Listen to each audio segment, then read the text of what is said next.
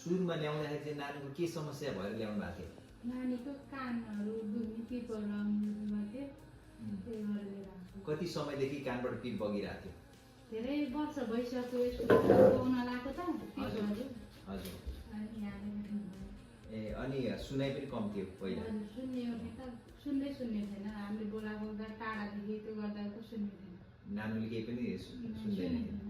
अनि त्यस पछाडि यहाँ ल्याएपछि अनि फेरि कानको रोग पनि पत्ता लाग्यो, त्यसपछि कानको अपरेसन भयो। अहिले अपरेसन गरेको 2 महिना जति भयो है। अनि अहिले चाहिँ घरमा हजुरले बोलाउँदाखेरि चाहिँ सुन्ने कस्तो चाहिँ अनुभव गर्नु? एकदम राम्रो सुन्छ, एकदम राम्रो सुनाइ छ अहिले है। अहिले कानबाट पानी पिपहरू बग्ने त्यस्तो केही छैन, त्यस्तो केही पनि अहिले अनुभव गर्नु भएको छैन। ल ठिकै छ। अहिले चाहिँ 2 महिना पश्चात फेरि एकचोटि चाहिँ फलोअपको लागि आउनु भएको छ है। अब कानको जाली कसरी बसेको छ, भित्र कस्तो छ भन्ने एकचोटि चाहिँ दूरबीनबाट पनि एकचोटि हेरौँ है त। ती ज्ञान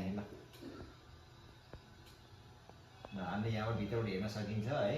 अब अहिले चाहिँ हामीले चाहिँ बिस्तारै चाहिँ दूरबीनले भित्रपट्टिको कानको भाग कस्तो छ भने हेर्दैछौँ है। यहाँ अपरेसन गरेको ठाउँमा चाहिँ जाली एकदम राम्रोसँग बसेको, कतै यो पछाडिको भागमा चाहिँ हामीले चाहिँ अब हेर्न सकिन्छ। यो चाहिँ पछाडिपट्टिको हड्डी पनि सफा गरेको हुनाले पछाडिपट्टि पनि गएको जस्तो देखिन्छ। यतापट्टि पनि कुनै पनि पिपहरू या केही पनि रोगहरू कतैतिर चाहिँ देखिँदैन है। सुनाइ पनि राम्रो भएको हुनाले अपरेसन एकदम राम्रो भएको छ है। यसरी चाहिँ हामीले आउने दिनहरूमा चाहिँ कतै चाहिँ रोगहरू फेरि पनि आउँछ कि भन्ने पनि यसरी दूरबीन राखेर पनि हामीले हेर्न सकिन्छ।